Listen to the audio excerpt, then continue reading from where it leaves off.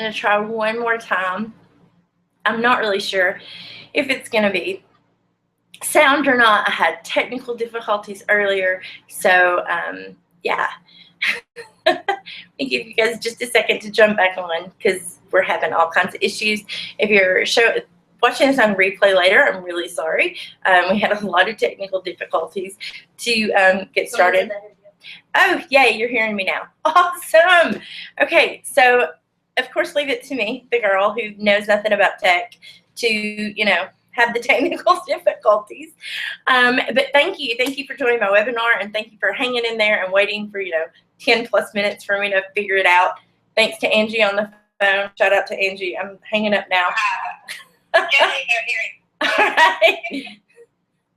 Hang up with Angie because she keeps me straight. See, that's what best friends are for. If you don't know who I am, my name is Gina Luker, and I blog at theshabbycreekcottage.com, where I share creative ways to eat, make, and decorate. And every morning, Monday through Friday, I do a live stream in my Facebook group, which is facebook.com/groups/blogging-over-breakfast. And I help you guys learn about blogging. So I'm no stranger to live streaming. However, this is my first live webinar. So thank you for bearing with me and having patience and letting me work out the wonkiness. I hope to do more of these, and so hopefully we have the issues solved. I'm just going to reaffirm the fact that my MacBook did not like Google Chrome, so we ended up in Safari, and it's working perfectly fine. So are you guys ready to get started? Today we're going to talk about becoming a content machine. I'm going to teach you some of the tips and tricks that I have to write content faster and to get out a lot of content. It's not the hardcore DIY or craft tutorial. It's not tutorial-based content, although I will help you speed up that process. But the main thing is I'm going to show you how to some tips and tricks I have for writing an arsenal of sustainable content. All the time. Sustainable content that will feed your blog for a long time to come. So before we get started, I do want to say that I have my handy dandy girl over here to the side, and she's going to jot down all your questions. So if you want to leave your questions in the chat box, she'll hand them to me at the end, and I'll do all the questions in Q&A at the end. I'll also do, I'm going to do 10 post ideas you can steal. I'm just going to, out of the gate, give you 10 post ideas that you can walk away with, and you'll be ready to get to work. You can bypass the very first step, which we're going to get to in just 1 second. So let's get to how to become a content machine, because, it's all about working faster and working smarter and not harder. And so I don't want to take up any more of your time. I've already taken up 15 minutes with technical difficulties. So let's get started. Oh, maybe I won't have any more technical difficulties today.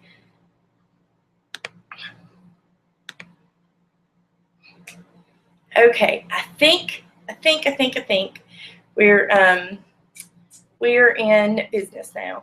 So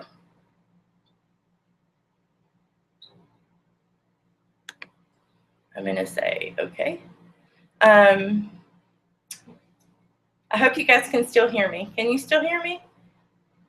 That would be really important, I think. Okay. You can see me. You can hear me. Yay. All right. So let's get started. We're going to talk about how to become a content machine. It's all about creating fast content and getting the most out of your time. I'm going to try to get through this pretty quickly, although I help a lot of content. And I want to make sure that everybody gets to jot all the questions down. I gave you guys a printable in the email from earlier today. If not, just grab a piece of paper and a pencil. You can jot down some notes as you go, and let's get started. So in this workshop, we'll learn why planning is so important, 3 ways to generate content ideas, and my top tips for efficiency. Remember, once again, at the end, I'll do Q&A, so if you have any questions, you can just let them pile up during the webinar, and I'll answer all of your questions at the end, as well as give you those free 10 post ideas. Okay, so let's talk about why planning is so important. I am not a planner for the most part. I'm a fly by the seat of my pants kind of girl, but I try to be. I try to plan out my content and my work as much as possible because it makes my life easier.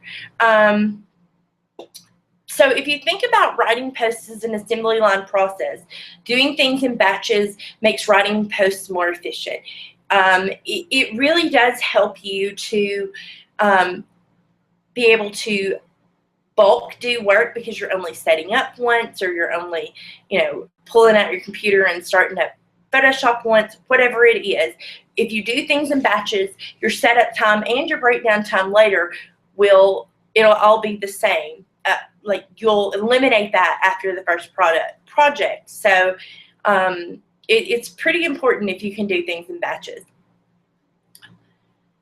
The first thing I think you should do is brainstorm ideas, and you need a lot of ideas, a lot of ideas.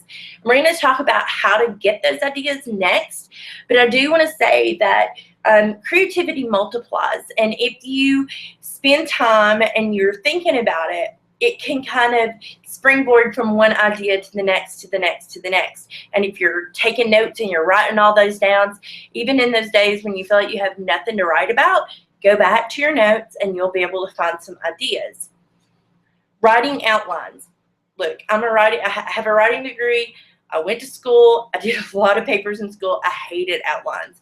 But now I realize that writing outlines is one of the most important parts of writing a blog post. Even if you pay attention, even this webinar is written in an outline style because I'm giving you points within the points, and it helps to keep you organized. It helps to keep you on track, and you don't kind of run around in circles. It helps you know what's coming up as far as the photos you need and the graphics you need and all the other things that you're going to need to put all the pieces together. If you have all your outlines for all your ideas before you get started, you can eliminate some time. It can help you with time. It can help you save time. If you're doing a batch of recipes, you can just go to the grocery store one time, or if you're doing a bunch of DIY projects, you can just go to the hardware store one time, because you can do multiple projects with one shopping trip if you've planned out well. And if you have outlines for that, then you'll know exactly what you need. Editing photos. If you've taken a bunch of photos, you're going to have to edit a bunch of photos. And I feel like I have to be in the zone to do that. If I do it just on the fly to try to rush out a post, they always look terrible. But if I kind of get in the groove and I push everything out of the way, and I just sit there with my Photoshop and my headphones and my Fallout Boy and my coffee, then I'm good to go for hours. And sometimes it seems like you're not getting anything accomplished, but at the end of the day, when you go to write those posts, it's going to be a breeze because your photos are going to be done. Collecting links.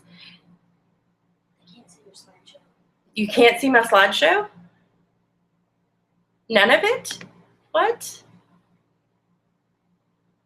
My goodness. Oh, can you see it now?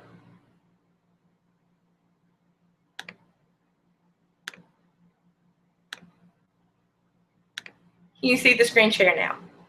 I hope so. So if you're working in batches, verify. Okay. So if you're working in working in batches, this is where we've gotten to. So I'm going to back up. See, I told you guys I'm like the technical difficulties queen. I'm going to back up just so we can review really quickly. Working in batches is important. We already talked about that. And then you brainstorm your ideas, write in outlines, editing photos, collecting your links. That's where I've gotten to. See, we weren't very far, so I'm glad you guys let me know that. I'm not the brightest light bulb in the box today, apparently. Okay, so collecting your links. That's internal links, links to another post that you want to link to within your blog. Dude, are you serious? Why do we keep having issues with this? All right, let's try one more time. Okay, so collecting your links. I'm hoping this will work. Collecting your links. Wait, present to everyone. Let's see if we can make this work this time. No? Okay, I think it's working now. All right. Working in batches, when you're collecting your links, collecting your internal links that you want to go to within your post, your external links where you want to link to other sources, and especially your affiliate links to monetize that post properly. Internal links, external links, affiliate links. All three of those are really important. And so if you have a bunch of them already collected and you have them stored up, usually in a Word doc is how I do it. You could also do it in a Google spreadsheet doc. You could do it that way as well. Just a place that you have to put them all together and keep it easy for you to get to, so that it's easier if you're, looking for 15 things on Amazon. You're already logged in. You're already searching for it. You don't have to go back and forth. If you know 4 posts ahead of now that you've got to have affiliates for all of them, just go ahead and find them and copy those links and put it in that Google Doc, and it will help you down the road. Writing up your posts. Of course, this one is the big one. You've done all the other work that you need to work in your batches to get to that point. So what you need to do is put it all together, and put it all together in batches too. This is definitely the time when you make sure that sometimes I have to do it late at night or early in the morning. I'm notorious for waking up at 4:30 or 5 in the morning because it gives me a good 2 hours before anybody else wakes up. It gives me plenty of time to work in silence and get a lot of things done. So writing up posts is essential. It's the most important part. So whenever you do that, if you can do it all at one time, it makes a lot of sense. You'll already have your outlines ready, your photos will be ready to go, you'll have your links, and now you just have to put it all together, and it'll go super fast. So where do you find your ideas for your posts? You need a lot of ideas, because the best way to have a good idea is to have a lot of ideas. And whenever you multiply them and you just keep going and going, you'll come up with some great things to do.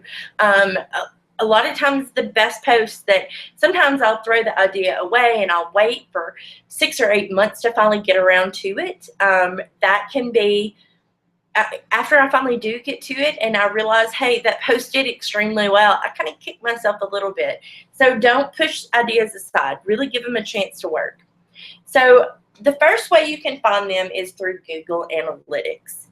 And to get into what you want to look for is the posts that have already done well on your website, the things that you're already good at writing. And so once you've figured out what you're good at writing, then you can create more similar content and create more of it. So to get into where your posts are, you can go to Google Analytics and then go to Behavior, Site Content, and then Landing Pages. This is, I don't know if you can see this because it's kind of small on my screen, but it shows you the top 10, or actually the top 14 posts is what's showing here. So I know by looking at it that several of these are roundups, and roundups do incredibly well for me. Not only my own ideas, but roundups of other people's ideas as well.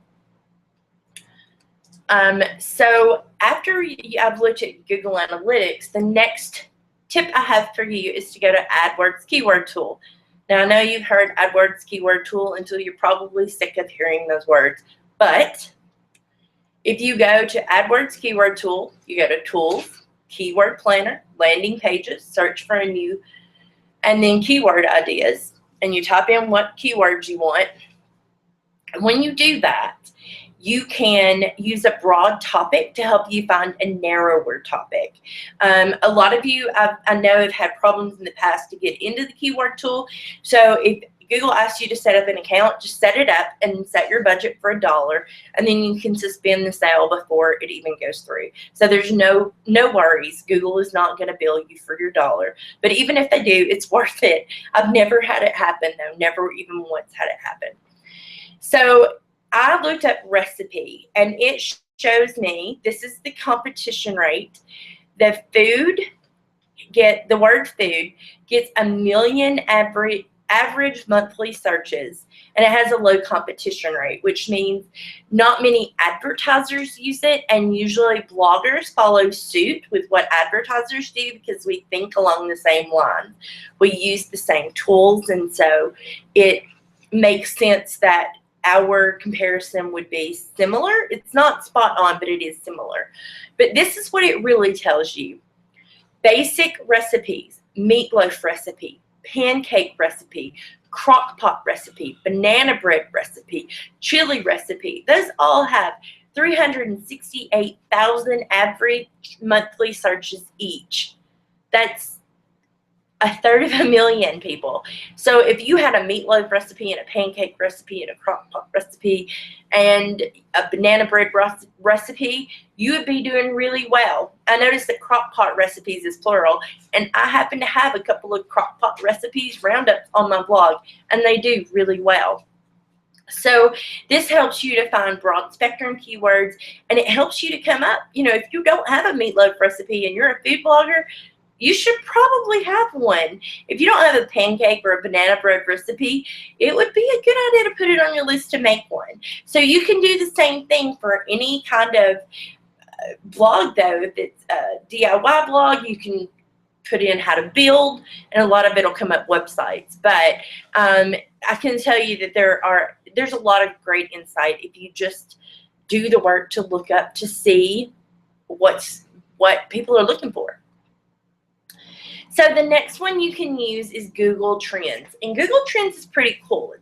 I think it's trends.com.google, trends.google.com rather, and it helps you to see the progression of how much the word, any word that you want to type in, has been used. You can look up and see what the current trends are across the whole internet, all of the internets. But I just looked up DIY because I know there's a lot of DIY bloggers. So I can tell you that do it yourself, it's rising and it's doing really, really well. So here's some others: craft TV subject, DIY network, DIY focus, do it yourself, idea. These are some words that you can help you. If you don't know where to start, you can start DIY ideas, DIY home, DIY wedding, DIY projects, DIY hair, DIY Christmas. All these words are strong words within the trends subset right now on Google. So it's a really good way for you to look and see what words you could plug into the AdWords keyword tool to help you find some new content ideas. So let's go with time-busting tips.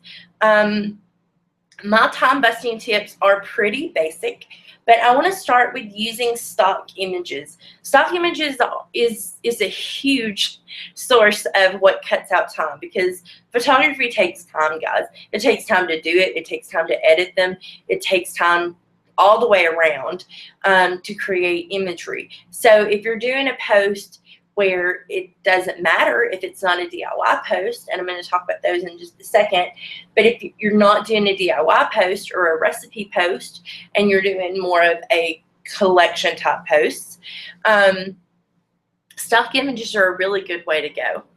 And there's a ton of free photo sites where you can get some great free photos. The photo you see right here, the background for this slideshow, the background for this webinar, it's from Pexels.com, Pexels.com. They have a lot of great free photography pieces that you can use. You can use them in any way. They're commercial. They're free for commercial use, and so you can use them. You could do any way you wanted to do it. You could use these for that, as long as it fits in, and they have tons of different resources. So another one I want to show you is KaboomPics.com. This one is actually really cool. This is a photo from KaboomPics.com. It's a single photographer, and she does beautiful work. She does a lot of food and lifestyle photography. So if you're talking about like 10 ways to make your weekend more relaxing, that would be a really good photo to create a Facebook image for it. So the next one I want to talk about is PicJumbo.com. PicJumbo is another one that creates great food photos. And this picture, you could even I can see using that exact photo with never taking any photos of my own and write an entire blog post about how to keep berries fresher longer. That would be an easy post to write. There's 1,000,001 recipes out there to do it. My mom probably knows how. I can just ask her and she can tell me how.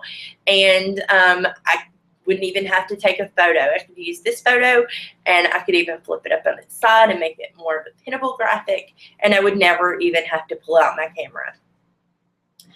The next one I want to talk about is Morgue File, and this is one that my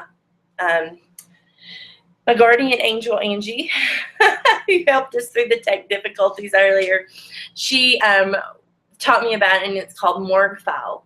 This is an image from Morgue File. They have a ton of photos, though. A ton of great things that you can find on there. All different types of photography.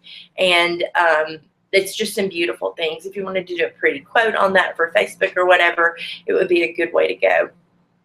You could also, if you wanted to create a pretty printable for a post, that would be a good way to go as well.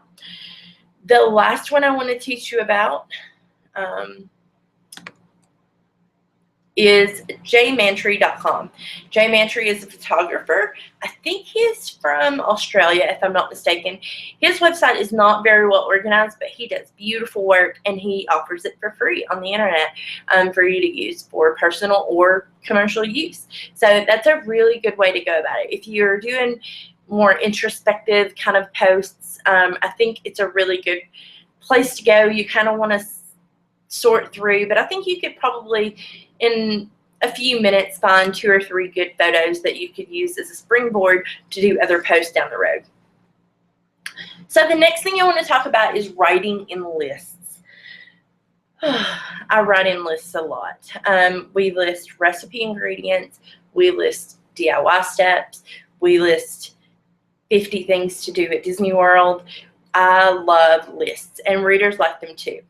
It keeps your writing neat, and it keeps a rhythm to it, and readers know what to expect because it creates focus. It gives you a point, and you build on that point from there. So usually you have a point with a couple of smaller points underneath, and then you have another point. So if you're doing 50 tips for Disney World. That was one of the posts that I waited too long to write. But if you were doing 50 posts or 50 tips for Disney World, each one is just numbered 1, 2, 3, all the way down to 50. I created groups inside of that so that there was like hotel and travel tips and food tips and miscellaneous and tips within the park, so that each section had its own agenda, but they were numbered within there. So it created focus, and it let people know, hey, I'm on number 35. I've only got 15 to go, so I can keep reading. It helps them to read longer, I think, because they know that there's an end in sight. The next thing it does is it shows authority. Google loves lists. Lists are great for SEO.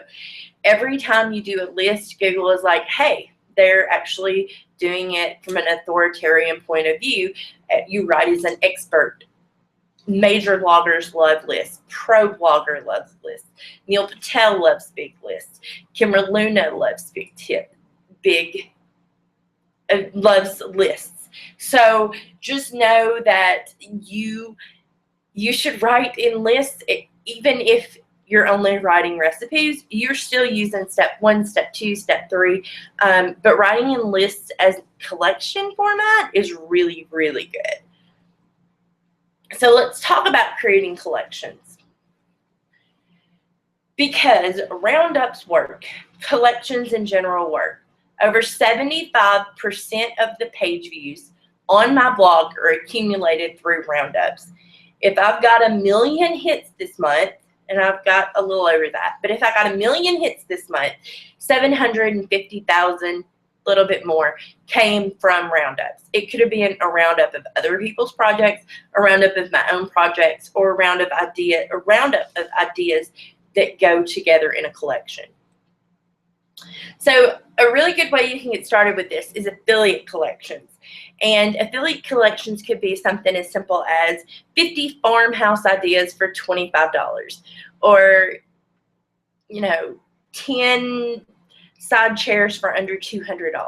Whatever it is, however you can put it as a collection together, you know, farmhouse fixer-upper style lighting fixtures. However you need to do it, come up with a collection and make all those affiliate links within there, because a collection brings you page views, but B, affiliates bring you money. So it's a win-win situation, and people like those. I'm really surprised at how well those shopping type posts do. The next one is your own best posts. You know, my 10 favorite organizing hacks, and it's 10 posts from my blog that I've put into all one big post together, or my 20 best crock pot recipes. They're all crock pot recipes on my blog, but they're all in one post together. Pinterest loves lists. Facebook loves lists. Everybody loves lists. So if you can create your own best post in there, you're going to get traffic to that list, but then you'll get traffic to each post within that list. So it's really the best thing all the way around. 10 reasons why you should whatever, fill in the blank. 10 reasons why you should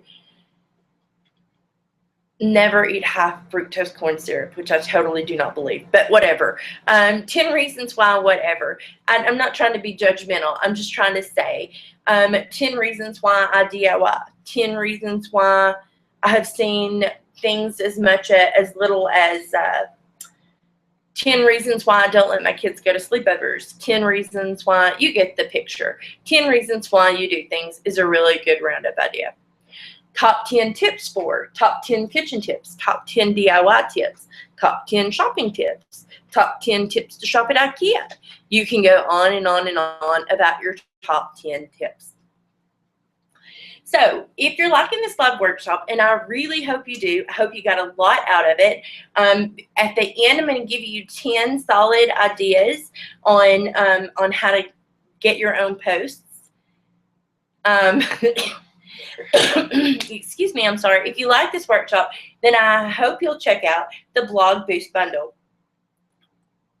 The Blog Boost Bundle is a collection of posts or a collection of workshops rather, similar to this, although a lot bigger, that teaches you everything you need to know about things such as Google+, Facebook, email marketing, affiliate marketing, SEO, Instagram, and you also get an exclusive private Facebook group just for workshop members. Only workshop members, only people who buy the bundles are included, and all the workshop teachers, there's 5 of us all together. If you buy within this live workshop, you will get the bonuses of building a community roundtable discussion. That's been a really popular discussion with this bundle, and Pinterest strategies. We're all beating our heads up against the wall these days dealing with Pinterest, but we've got some sound strategies to share with you. You also get these 4 ebooks: What the Tech, Affiliate Marketing for Bloggers, the Blog Post Toolkit, which is my own book, and the Editorial Calendar Planning book. You get 24 hours of instruction with all kinds of worksheets and lists and things that will help you along the way from 5 instructors, including myself, Angie Holden, Tasha from Designer Trapped, Bree from Rooms for Rent, and Leslie from Chaotically Creative. And for this webinar only, it is $259, which is on sale. I do want to walk you through a couple of things about what students are saying about it. I would have paid a much higher price to have this much valuable information at my fingertips. You have over-delivered, and I couldn't be happier. The Teachable platform is easy to use, and I love that I can watch the modules in any order, allowing me to customize the course to my needs. Another student says, I owe so much of my success to the geniuses behind Blog Goals. I found them at a transition in my blogging mentality when I was at a point where I either needed to take this blog thing seriously or let it go. Go big or go home. The Blog Boost Bundle has all the info and none of the fluff. This course continues to help me go big. I've learned so much about how important social media is to your brand, tried and true strategies to get your content in front of readers' eyes, and how to make money doing what you love. I went from 1,000 page views per month to over 100,000 page views a month in just 4 months. I'm actually making money. I'm not even through the entire course yet. Taking the courses in this bundle was a no-brainer for me. I can't recommend it enough. If you want to check out what other people have to say about the bundle, there's a button below this. You can click and you can get all the info on working with us on the bundle. It's only on sale for another week. We're wrapping up sales rather quickly, so I hope you can join us. Now, let's get to your questions. All right, I have an entire list of questions here. She's telling me good luck rating them. Okay, so Kimberly asks, is there a replay available? Yes, there will be a replay available later. Where are you from? I'm from Tennessee. Do I keep one Word doc per post that includes the outline as the links together? Tony, I like to create one doc with several tabs in it for the post that I'm working on. So I'll have one doc that has my links, and it'll say, you know, barbecue tips, and then it'll have all the affiliate links that I want to use and the external and internal links inside there, and then there'll be another tab because you can add additional tabs to Google Docs, and it helps me keep them all on one doc, but it separates them up into different posts. I hope that makes sense. Do I recommend putting affiliate links throughout or just the widget at the left? Melissa, I feel like the best bang for your buck is all the way throughout your post. Affiliate links are kind of tricky in the fact that the more you have, the better they'll do. So, and I don't know how your website is set up, but a lot of my readers come from mobile, and the people on mobile don't even see the sidebar. So having links throughout the post is really, really important to make sure that you're getting as many clicks possible to your affiliate accounts. All right, what's the difference between landing pages and all content? Allison, landing pages is usually a page, and all content is within a post itself. A landing page usually is referred to as a project gallery with creative blogs. Some people have them set up differently. It's not even a really super common thing that people call them landing pages. So, you know, if you have a project gallery, if you just maximize it with SEO as best you can, you're probably on the right path. Can you add text to stock images? Yes, absolutely you can. You can do it in Canva, you can do it in Photoshop, you can do it in PicMonkey. You upload the image to whatever program you're using, and you can add your images, add your text to your images. Usually they actually prefer it because you've altered the image a little bit before you've uploaded it. What happens if down the road any of these photographers decide they want to charge you? Sarah, you can download, there's always on those websites that I specifically gave you, there is a license that you can download and print off and put in your files so that you'll have backup that you use them legally. Do we need to credit the source if we use free stock photos? It is preferable. If you can, then I say yes, do. You know, their work is valued just as much as yours is, and so if you can give credit, then that's great, but it's not necessarily required. It depends on the photographer and the site. If you purchase it, you don't have to typically, and most free sites don't make you, but a couple of them will be like, hey, a shout out would be great.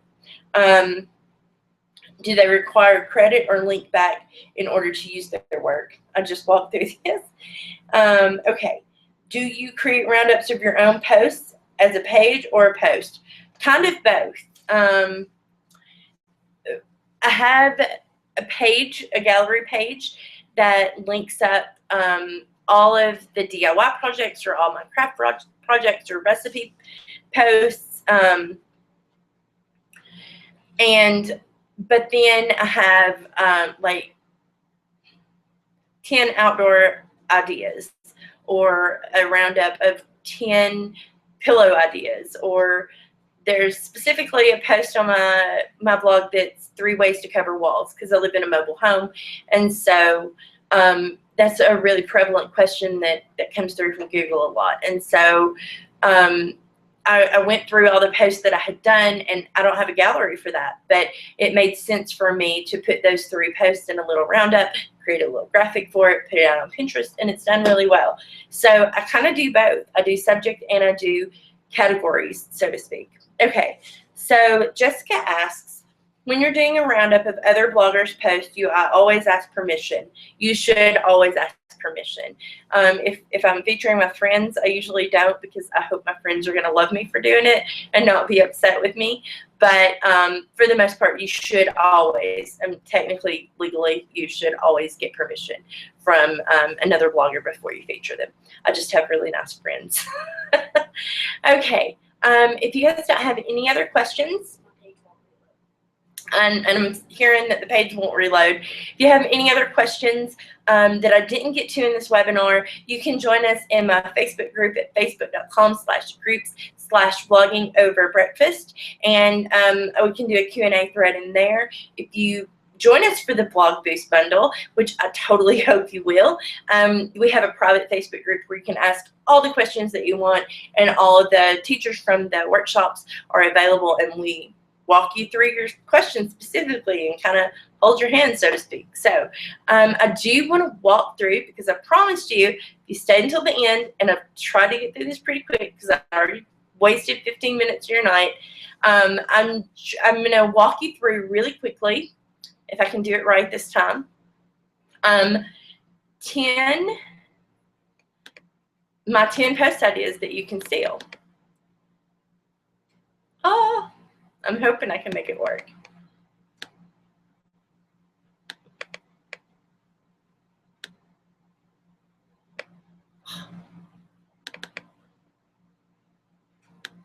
Well, it's not wanting to cooperate with me. So we're not going to do slideshow, but what I will do is I will walk through it with you.